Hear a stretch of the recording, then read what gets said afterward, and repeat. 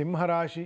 ಸಿಂಹರಾಶಿಯವರಿಗೆ ಸಪ್ತಮದಲ್ಲಿ ಆಗ್ತಕ್ಕಂಥದ್ದು, ಈಗ ಆಲ್ರೆಡಿ ಸಪ್ತಮದಲ್ಲಿ ಅಷ್ಟಮದಲ್ಲಿ ಪಾಪಗ್ರಹರು ಇರುವುದು ಸ್ವಲ್ಪ ಸಂಬಂಧಗಳಲ್ಲಿ ಜಾಗ್ರತೆ ವಹಿಸಬೇಕು, ನಿಧಾನವಾಗ್ತದೆ. ಹೆಂಗಸರಿಗೆ, ಹೆಣ್ಣು ಮಕ್ಕಳಿಗೆ ಲೇಟಾದ ಮದುವೆಗಳಿಗೆ ಇನ್ನೂ ಹೆಚ್ಚು ಲೇಟ್ ಆಗ್ತಕ್ಕಂಥದ್ದು. ಸಿಂಹರಾಶಿಯವರಿಗೆ ಅನೇಕ ದುಷ್ಟ ಸಂಘಗಳಿಂದಲೂ ಕೂಡ ಪೀಡನೆಯನ್ನು ಪಡ್ತಕ್ಕಂತಹ ದೋಷಗಳಿದೆ. ಸಪ್ತಮದಲ್ಲಿ ಪಾಪಗ್ರಹನು ಇದ್ದರೆ ದುರ್ಗಾ ಶಾಂತಿಗಳನ್ನು, ದುರ್ಗಾ ಪಾರಾಯಣೆ ಅಂದರೆ ಸಪ್ತಶತಿ ಪಾರಾಯಣೆಯನ್ನು ಮನೆಯಲ್ಲಿ ಮಾಡಿಸಿಕೊಂಡು ಆಗಾಗ, ಇರ್ರೆಸ್ಪೆಕ್ಟಿವ್ ಆಫ್ ದಿಸ್ ಗ್ರಹಣ, ಈ ಗ್ರಹಣ ಇರಲಿ ಬಿಡಲಿ, ಆಲ್ರೆಡಿ ಸಪ್ತಮದಲ್ಲಿ ಅಷ್ಟಮದಲ್ಲಿ ಪಾಪಗ್ರಹರು ಇದ್ದಾಗ ಸ್ವಲ್ಪ ಸಾಂಬಂಧಿಕವಾಗಿ ದೋಷಗಳು ಜಾಸ್ತಿ ಆಗ್ತದೆ. ಪಿತ್ತ ಮತ್ತು ವಾತ ವಿಕಾರಗಳು ಜಾಸ್ತಿ ಆಗ್ತದೆ.